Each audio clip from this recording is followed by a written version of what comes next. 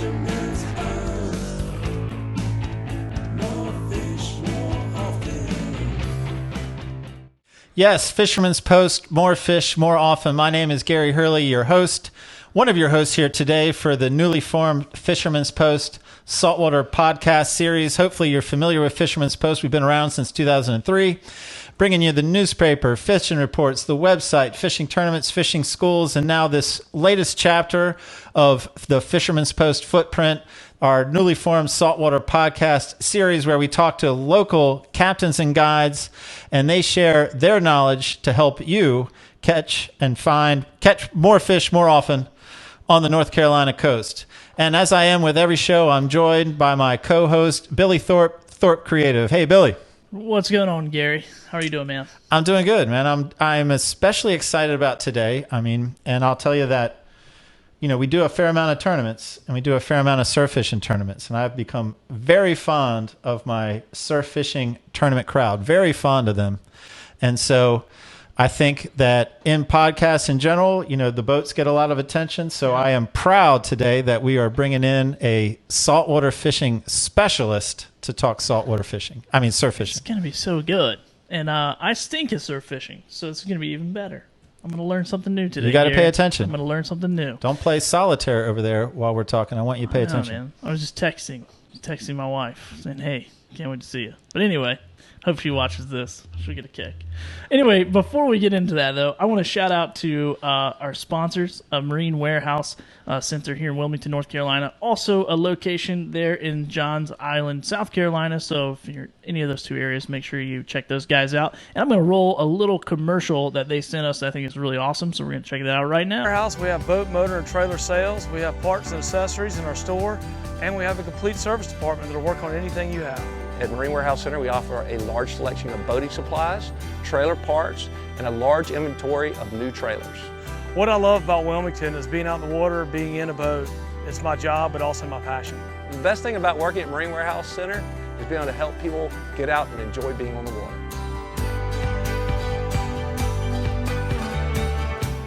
Awesome, man. Love those guys. Great group over there. They are. The first person talking is Emmett. He's one of the owners of Marine Warehouse Center. And through the years with our tournaments in the newspaper, we've become pretty good friends with Emmett. Yeah. You want to know a little known fact about Emmett? Yeah, I would love. I don't think many people understand the depth of Emmett. I don't think many people do. So I'd like to share with you a little known fact. Let's go. Emmett once walked the entire Appalachian Trail backwards. That is not true. It's not. I just completely made that up. I think actually Emmett tries not to walk as much as possible, but I just figured I'd see if anyone were to bite on that little known fact. Emmett, thanks for sponsoring the show for a couple episodes. Now that Gary is... Anyway, I'm going to move on. I'm going to move on from that. I was about to make some jokes, but I don't have any jokes toward Emmett because I really like those guys. And Lil, they do a great job over there. So go see them. And if you're watching, you know how to watch. If you're listening, you know how to listen. But if you'd rather do the opposite, be sure to check us out on YouTube. If you're listening and would rather watch, we have a YouTube channel. Make sure you subscribe to that. And then if you're watching and you'd rather listen, go check out our podcast on iTunes, Spotify, Google Play, all those fun places. And if we're not on your favorite platform, let us know, and we will make that happen for you. And I got one more thing I'm going to do here. I'm going to shout out to the photo of the week here. Is Brendan Banks Hartley from Hempstead. His first hickory shad right there, Gary. Look at that thing. Yeah, I think that's a nice generational fish, or at least it's a generational rod that has caught that fish, meaning I think that rod's been in the family for at least 3 generations. I think that's what I saw in the email. Oh, wow. Wow, interesting. So, anyways, if you guys want your picture to be featured or a chance to be featured on our Instagram account or here on the podcast, submit that on Instagram. Go to @fishermans.post, and we will check it out. Gary, back to you, man. Yeah, man, I'm joined today by Matt Gentry, who is the store manager of Texas Tackle. And he basically cut his teeth on surf fishing as far as saltwater fishing goes. With surf fishing, he's been surf fishing ever since. Of course, he's branched out since then, but his roots go back to surf fishing. And that's why I'm excited to bring him on here today. And the concept that Matt came up with today, and I love this concept. I mean, I think it's clever. I think it works well, is early season light tackle surf fishing. So early season and light tackle surf fishing. So the idea here is not that we're going to back up a car or back up a truck, unload the truck and settle in for the day and see what comes. But the idea of being mobile and moving around to take the best advantage of the day and, and surf fishing, strategizing that way. And I'm happy to have Matt Gentry. Are you there? Say hello to us. Hey, how are you guys doing today? Man, we're doing good. And like I said at the intro, surf fishing has a special place in my heart. It's one of the ways I started fishing. That would be Assateague Island up around the Ocean City, Maryland area. And again, my surf fishing crowd is special to me now. And we want to hear what you have to say. I'm sure like both your history as well as your position at Texas Tackle puts you in a great position to help our readers, find more success, more fish more often. What should be part of their thought process to figure out, all right, how am I going to approach this surf shoreline today? Sure. So this specific topic, it's really important to go ahead and check the conditions. It's, around here, depending on which part of the coast you're on, but here, a northwest wind, a west wind, something that's pushing offshore is going to lay those waves out. It's going to allow you to do some of the things that I'm going to talk about instead of, a more traditional go throw 4 or 5 ounces of lead. We're going to talk about artificial stuff. We're going to talk a little bit about working your way up. So if you start with little or no bait, how do you catch your own bait, and continue to go up the chain? So, it may start with something like a casting jig. That's all you take with you is a casting jig, a couple hooks, a couple leads. And, it's light wind. Maybe you plan to go on a rising tide when you get those bluefish and Spanish and stuff closer to the beach. So you could go throw your casting jig till you catch a bluefish. Now you got cut bait, so you switch over to something like a fish finder rig. Or a Carolina rig and kind of work your way down the beach. I think one of the other advantages to fishing this way is that you kind of learn your way around. You get to see some different features of the beach as opposed to committing all your time through different tide cycles sitting in one spot. All right. So that's a good setup. I mean, I like what you said there. So if I'm following, what we're going to do is we're going to have someone walk out on the beach. We're going to read the surf conditions, know a little bit about the conditions in advance. And so not catching bait as in throwing the cast net, but with a jig, we're going to catch a bluefish. We can chunk that bluefish and we can start targeting other species and all the while moving around.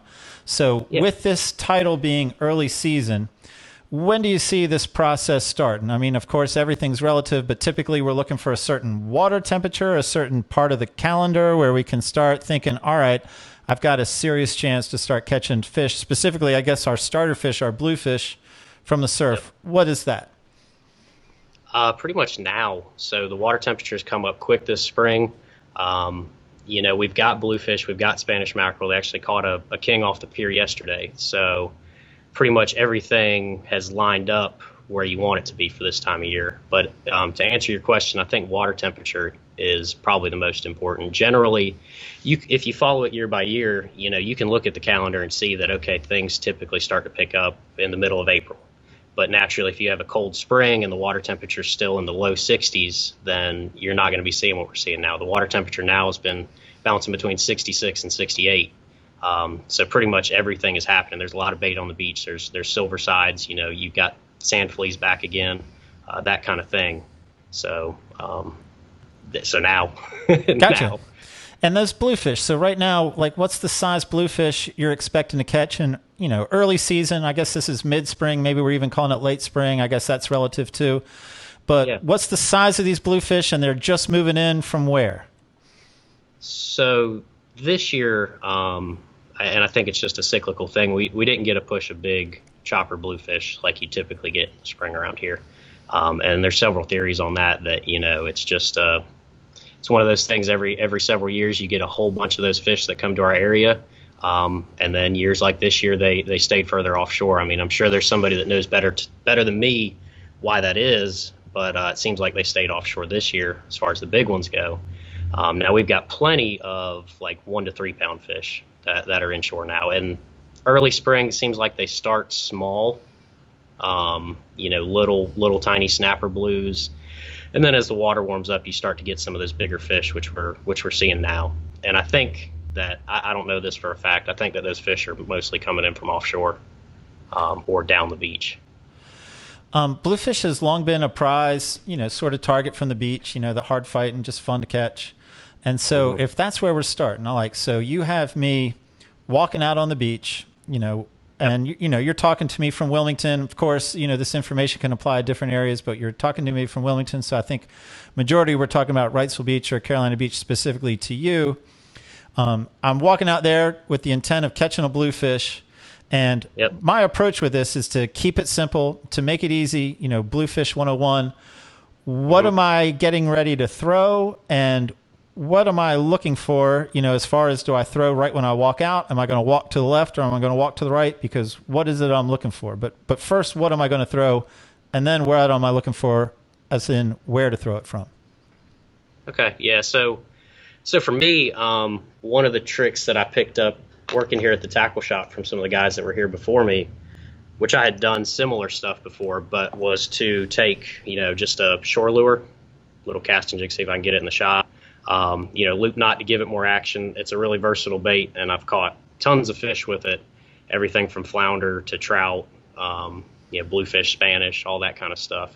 So that's a really good one there. But what you do to dress it up a little bit is put a little teaser hook or even sometimes a gold hook out in front of it. And essentially what you're doing is you're creating like a traditional chase bait situation. You've got a little small bait fish that imitates a glass minnow. You've got a bigger bait behind it, and it looks like something chasing this little bit smaller bait out in front. Also, like an 1.5 ounce casting jig, something that you can throw aways, so that let's say if I go to the jetty wall, I can get this with a small spinning rod and some light braid, potentially 40, 50 yards off the beach with a really good cast, 10 or 15 pound braid. So I'll start there with the location. That was the first one that I learned about around here when I came down here for school. And it's still one of the better spots that you can fish because it's a unique setup in the surf. There's not many places where you have a natural barrier like that. Of course, piers will slow the water down some, and that creates another dynamic where it'll make shoals and holes or sloughs. But the jetty is a good one because you get all kinds of fish piled up there. It's shallow on one side, so bait fish are forced over top of the wall, and you've got that deep water right next to it and rocks. So it's going to hold trout, on a variety of tides. But for me, going out there at high tide or a good rising tide when those fish are pushing into the beach where they're within range of a cast is when I'm going to go out there and try to target them. Now, it doesn't have to be right there. Anywhere that you've got a little bit of water or a deeper hole, it seems like you can go out there with a casting jig, especially on an incoming tide, and catch bluefish right there.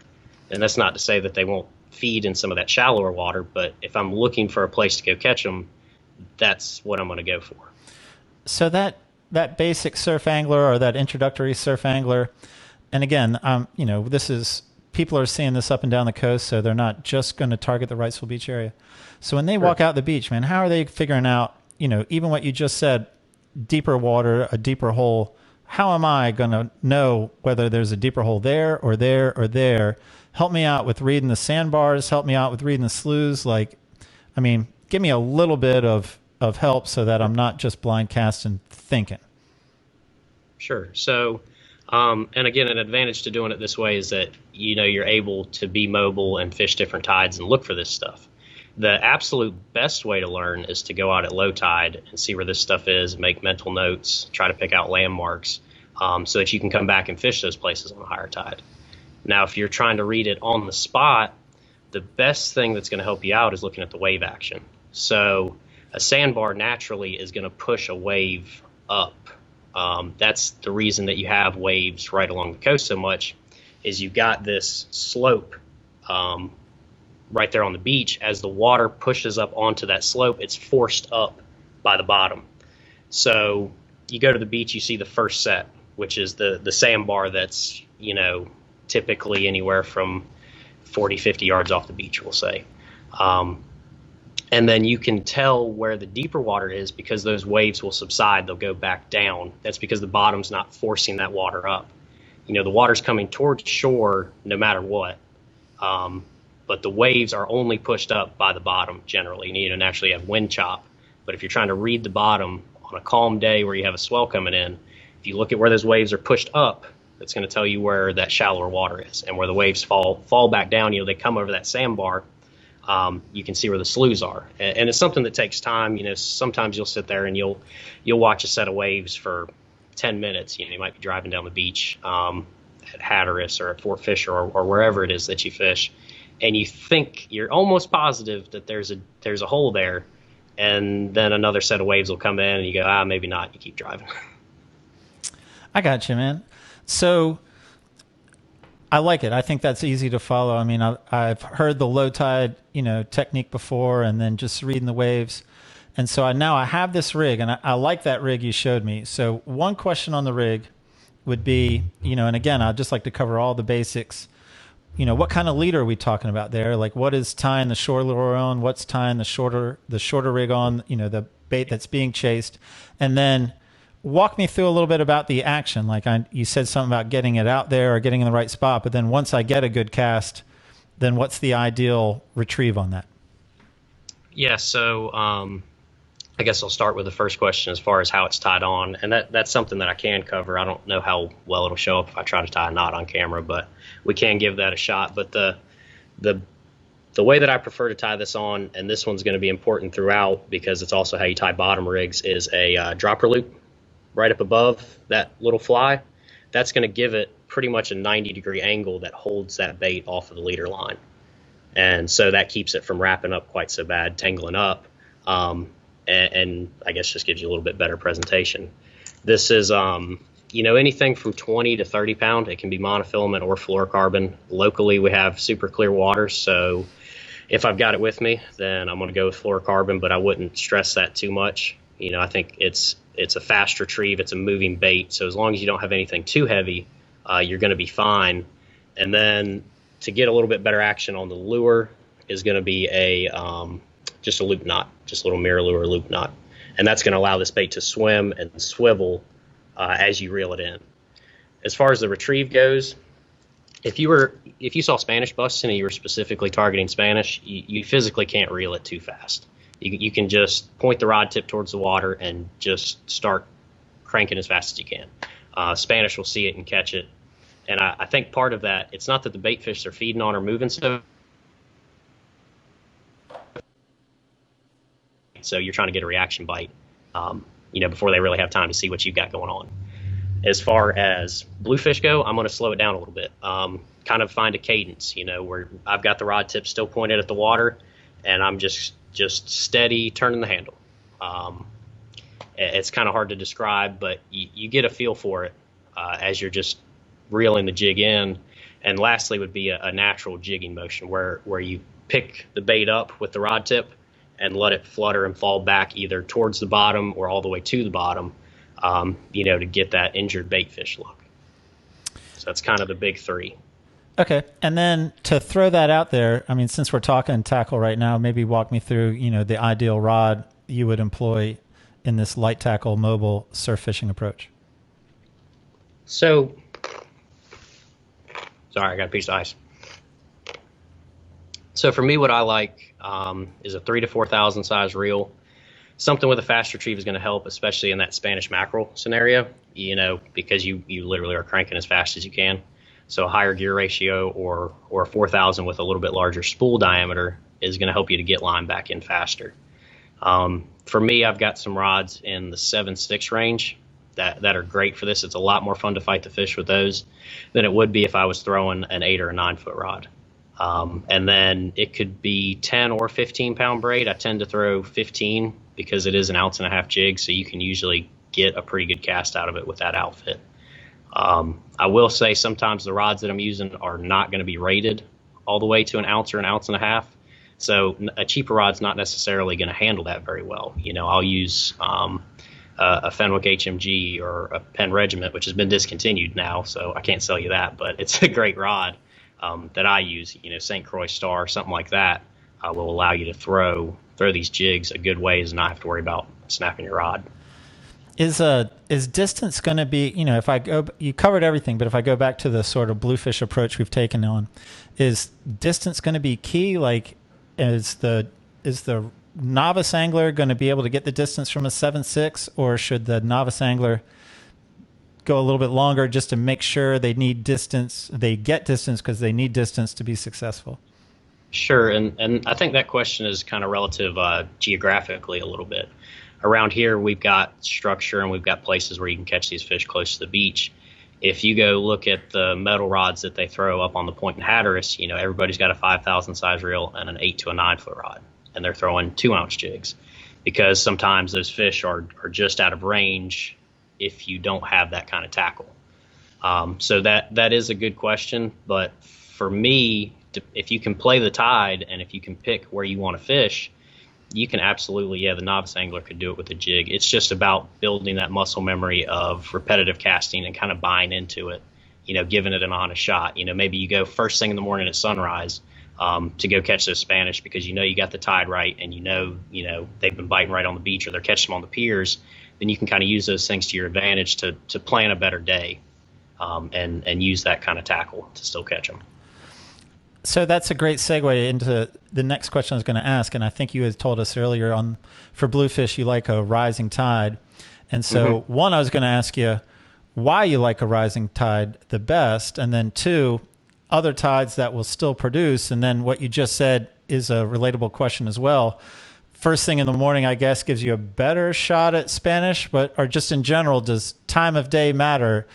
Sunrise, sunset, the middle heat of the day, or is it mostly, how do they all work together?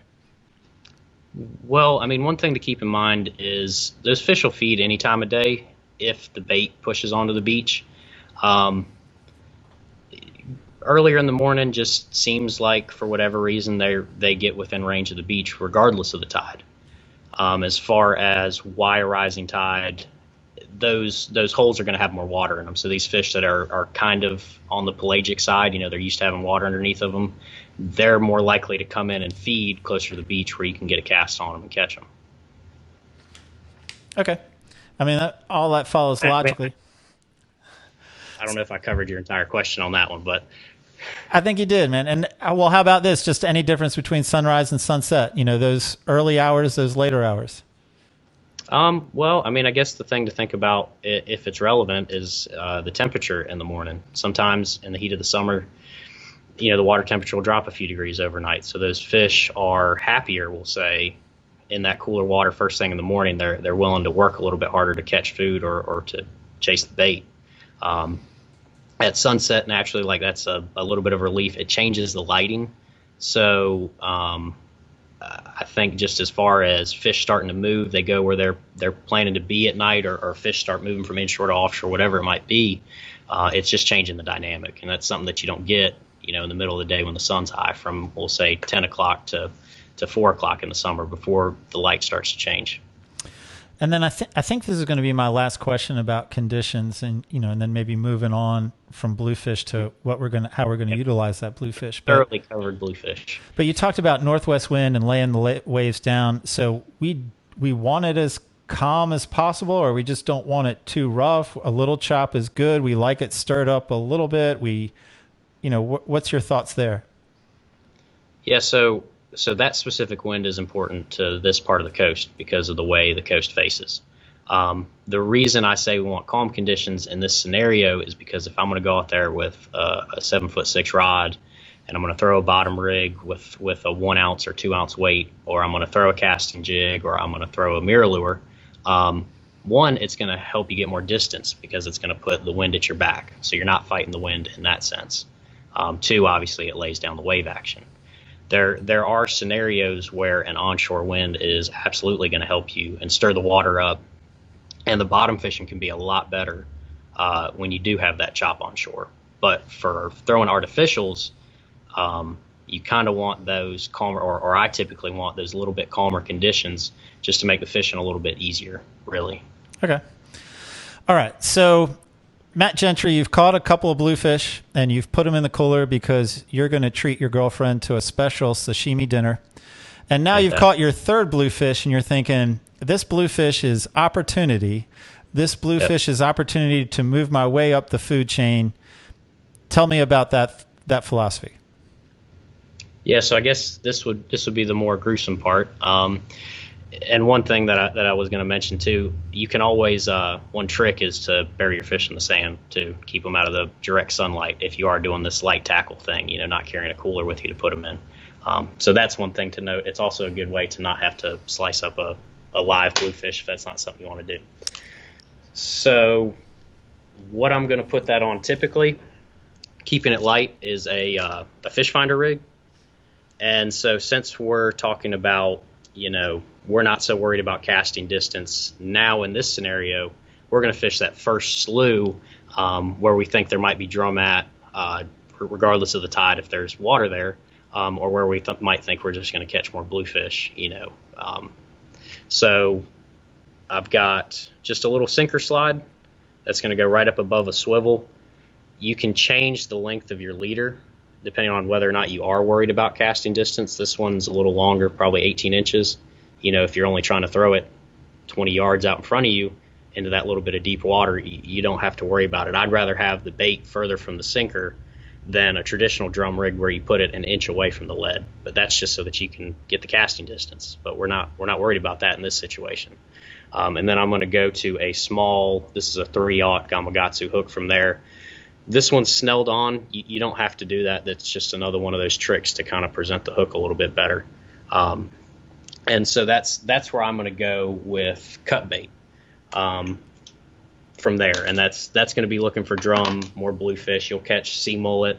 Not so many black drum on that. You're going to do better with shrimp on that. But it's just going to open up the possibilities for different fish that you can catch, and allow you to slow down. So if I've thrown this jig for 30 minutes straight, I kind of want to take a break and just throw something out and wait for a minute, getting back to that more relaxed traditional surf fishing. So when you're cutting up that bluefish, are you cutting chunks? And if so, how big are the chunks? Are you ever cutting strips? Are you hooking it so that the skin is facing out, facing in? Does any of that matter? It does a little bit. I mean, I guess when I'm cutting one up, I'm kind of thinking bite-sized pieces. So if you kind of more or less fillet, it doesn't have to be pretty, but, knock the side off the fish. And then I'm going to go to, we'll say they're an inch wide strips and, maybe at least an inch to an inch and a half long. Kind of just a rectangular piece right off the side of the fish. And then it is important the way that you hook it, you want to come from the meat side out the skin side. And the reason for that is you don't want the barb to go back into the meat of the fish. If you take the hook and go through the meat and out the skin, that hook point will stay exposed on the skin side of your cut bait. And that's true with mullet or pinfish or whatever you might be using for cut bait. And if you're planning this day, like, you got some time free to fish and, you're thinking, man, I'm going to catch some bluefish and I'll chunk some bluefish up and go bottom fishing. But you're thinking to yourself, there are no guarantees in life. There's no guarantee that I'm going to catch a bluefish. What bait might you have with you just in case the bluefish doesn't present? Yeah, sure. So in that case, then fish bites becomes a really good one that you can just keep in the bag. Either the shrimp or the bloodworms. I think most people have seen it by now. That's a great one to keep, because then you can take, we'll say, some really small, like a number 6 or a number 8 long shank hook, something that I can put a little bit of that fish bites on, and then I'm going to catch a pinfish or I'm going to catch a mullet, I'm going to catch something, throwing that out there. So that's a good point. All right, so now that I'm bottom fishing and I found this deeper, I've been fishing this deeper water, and I don't know, like the outside sandbar is, 40 to 50 yards, where there's waves, and then the waves dissipate in the deeper water, and then they're breaking again on the shore. Am I working that in, what's your first choice? Out towards the sandbar, in closer towards the breaking waves, right in the dead middle? Are you casting out and letting it sit? Are you doing any kind of slow retrieve? Like, what's your philosophy there? Sure. So that's kind of going to change with the target species. So the same fish that feed in the slough close to the beach are not necessarily always going to be on the backside of the slough. So in the scenario where there's not much water leading into the beach, then your bluefish and stuff like that are going to be on the backside of the bar most of the time. Whereas your pompano, your sea mullet, your drum, those are typically going to stay in that first slough unless all the water runs out of there, at which point you're going to start to fish the backside of the sandbar. One little rig that I did have here that I was going to show you in this scenario, just to mix it up. So whether it be cut bait or maybe I've dug up some sand fleas, is pretty much a standard 2-drop rig. And kind of the reason I do them this way, again, we've got clear water locally, but I think anytime you can take some hardware out of the water is important. Give the fish less to see, you got a better chance of catching them. But then, just a basic 2-drop rig, like I said, dig up sand fleas, take a little bit of shrimp with you, something like that.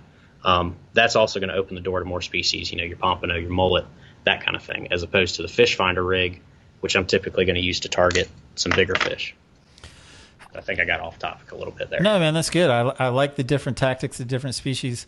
One thought I had when you were talking is about just sort of setting our drag. Like, is it a little bit more firm with the bluefish? Like, oftentimes, as you say, you might want to take a break on bottom fish, so you might put that rod in a sand spike. I mean, are you wanting that red drum to be able to pick it up and go? Do you want it to only be able to pick it and go with effort? Or what's your approach there? Both drag with, say bluefish, starter species, and then moving on to our bottom fish. Sure. So that depends on the rig. The fish finder rig is designed so that fish can pick it up and move a little bit before he feels the pressure of the weight. So in that scenario, you could say, okay, I'm going to leave my drag light, let the fish pick it up, let him move a little bit with it. That way he doesn't immediately spit the bait out. And that's especially true with bigger baits or bigger cut bait. You want to give that fish a second to get the whole bait in his mouth. If you're fishing a 2-drop rig where it's anchored at the bottom and it's not going to give very much, the only reason to back off on your drag is to try to prevent him from pulling it in the water, which will happen. Sea mullet loves to pull rods in the water. It's hilarious. Like the 1.5 pound, 2-pounders are pretty good at doubling a rod over, even though they're some of the smaller fish you catch. But yeah, I'd say when you're fishing those bigger chunk baits, probably back off on the drag a little bit. Try to keep your tackle from hitting the sand. Gotcha. Well, I tell you what. Like again, I love the approach. For the introductory fisherman, the basic fisherman. So what tips do you give people? I've listened to your podcast and I've gone out there and I've successfully hooked my bluefish and or my red drum and I've fought it into the shore. How do you coach people to make sure I don't lose it at the last minute? I don't lose it within sight. How do I make sure I get it up and finalize the deal? Yeah, well, I mean, a lot of big fish are lost in the surf every year because you start to fight with that shore break wave action. And the fish is going to use that to his advantage. You've got to be thinking about your sets of waves. Ideally, you're going to kind of coax that fish into riding up on a wave to get him onto dry land, essentially, to where you can grab him. But, yeah, I'd say most important, don't try to fight a fish against a wave. You're going to pull a hook, you're going to break line, you're going to do something. So usually if I'm fighting a big fish in the surf, I'm going to be pretty mobile about it. I'm not afraid to run towards the fish to help the reel out. If he surges back with a wave that's, receding. And likewise, when you do get that wave building up coming towards you, that's when you want to put pressure on him and try and get him onto the beach. All right, man. What is it? I think we've covered our basic approach, the mobile application, the light tackle, the moving up the food chain, the couple of different, varieties, tactics, strategies. Sure. I know you made notes. I mean, I know you prepare. Anything on those notes that I didn't set you up via a question? Anything else you think our early season surf fishing anglers could benefit from? Yeah, I guess we could cover a couple more species that I had in mind. We could go specific on flounder fishing or on trout fishing in the surf, if you want to do either one of those. Yeah, man. I know that you could be expansive on both, but I would like a little primer on both. Sure. So if I'm going to go flounder fishing in the surf, that's a pretty cool one because those fish will get right in the fall. They'll get right up on the shore break. And so, you end up in a situation where you can catch them on artificials or you can fish live mullet and catch them. Now, this time of year, we're talking about early spring. Typically, I'm going to find those fish in the inlets, or at least that's where I look for them around here. In that situation, you switch that fish finder rig we talked about maybe to something like a Carolina rig with an egg weight something that'll roll, because those fish will get right out in the current in the inlet, and they'll sit there and wait for bait fish to get pushed past them. That's another cool one. You can do it with you can do it with live finger mullet. You can do it with gulp on a Carolina rig. I've done that one in heavy current, or in lighter current. Throw a jig head and something like a gulp shrimp or a Z-man, and you can do really well with that. What about our trout approach? The quickie, again, surf fishing for trout by many is an art form and, sacred and all that. And no disrespect to those guys, but just give me the quickie, just, wet our whistle on pulling in a trout from the surf. Sure. So if I was going to do it in true trout fishing fashion, I would tell you all lies and try to steer you in the wrong direction. But if I was trying to actually teach you a little bit, there's two main rigs that I'm going to throw for them. That's, for me, mostly artificial. You will catch fish using cut mullet. You will catch fish using live mullet, but it's not something that you can necessarily count on. And fishing artificials for them is just more fun. So in that case, it's going to be a mirror lure, something like a TT or a 52 MR, or it's going to be a jig or a double jig. That same rig that I showed you with the casting jig, you could take a small curly tail or paddle tail, whatever bait that you like. You rig them up in tandem so that you can get more casting distance out of it. And so for them, you can fish them in a variety of conditions and situations. Sometimes they're very structure oriented. So they want some kind of current flow coming over a sandbar going down the beach, or coming over a jetty wall, or a deeper hole by a pier. And one thing not to overlook either is trout fishing at night and surf. Anything change when we're targeting trout at night? Probably the colors that you're going to fish. You want to give them something that they can see. So depending on your lighting, whether it be full moon or new moon, I'm going to choose a color that is going to create a silhouette. If there's not much light, or if it's a full moon scenario, sometimes that'll still work. But you can also throw something that's got a lot more flash that is reflective. All right. Matt Gentry, I think that brings us to the end of this surf fishing podcast, but I need to apologize. I cheated you of our feature. Yeah, your 2 questions, Matt. And I got to say, I was actually pretty proud of myself. Unfortunately, I think I'm often proud of myself, maybe to a fault, but I was pretty proud of myself with these 2 questions. I'd agree with you on the last sentence there. Yeah. So here was my approach to your 2 questions. You are the store manager of Texas Tackle. So my questions for you were going to be Texas themed. These are Texas themed, non-fishing questions. Are you ready, Matt Gentry? This should be good. I want you to complete this quote, a famous Texas-based quote. Remember the... Alamo. Oh, close. It was Remember the Titans. That was a great movie I once saw when I was in Texas. I was actually looking for Remember the Titans. Please finish this next Texas-themed quote. Don't mess with... Texas? No, I was looking for The Zohan, another movie I saw once when I was in Texas. Don't mess with The Zohan. So, good guesses. My research, I was not prepared for yeah, this. Good guesses, but just not quite there. Well, tell him what he's won.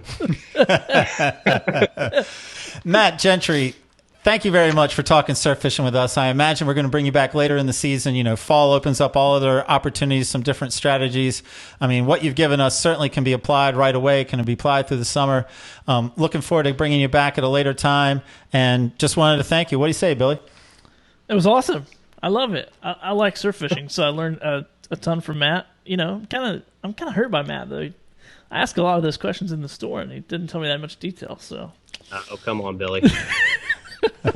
Dude, You've never once told me you were going surf fishing and you needed. Yeah, he doesn't go surf fishing. Well, actually, he'll go walk the sound. I'll go walking. Yeah, I'll throw some. I actually went night fishing for trout this past fall, and it actually did really well. What location were you caught at? a fish. What was the tide doing? The tide was moving. It was good. Oh man, we better wrap this thing up. I gotta go. My wife's gonna kill me. Wrap this thing up, Billy. All right, here we go. Want to give a shout out once again to our sponsor, Marine Warehouse Center. We got a location here in Wilmington, North Carolina, and also Johns Island, South Carolina. I got to look down on my paper. Johns Island. I gotta remember that. I've never been there. Have you been there? I have not been there. I have not been there. So maybe a trip to Marine Warehouse and Johns Island would be good. Anyway, visit their website, marinewarehousecenter.com, and check out all the stuff they have going on, Gary. So that's it, man. It's what a great episode. Matt's a good dude, and go over to Texas Tackle and support those guys so Matt can keep his job. Everything's lining up. The universe is lining up. That's it. Thank you, Billy. I genuinely appreciate that. That was my closing statement was if anybody has any questions, if didn't cover anything, then yeah, come on over to Texas Tackle so I can keep my job. I thought it was going to be That's stop true, by man. and you'll tie rigs for him. There used to be a guy here at Fisherman's Post that would go by and have Texas Tackle tie rigs for him. I don't know where that guy is anymore. But that was my thought. You were going to close by saying, just come on by. I'll tie all the knots you want.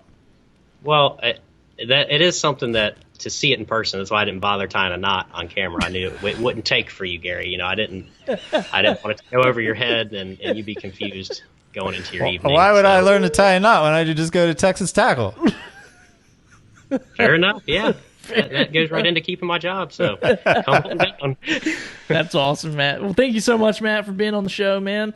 And Gary, thank you once again for doing all the great questions. Enjoyed it as always, man. I'm enjoying this ride. Absolutely. We'll see you guys next week.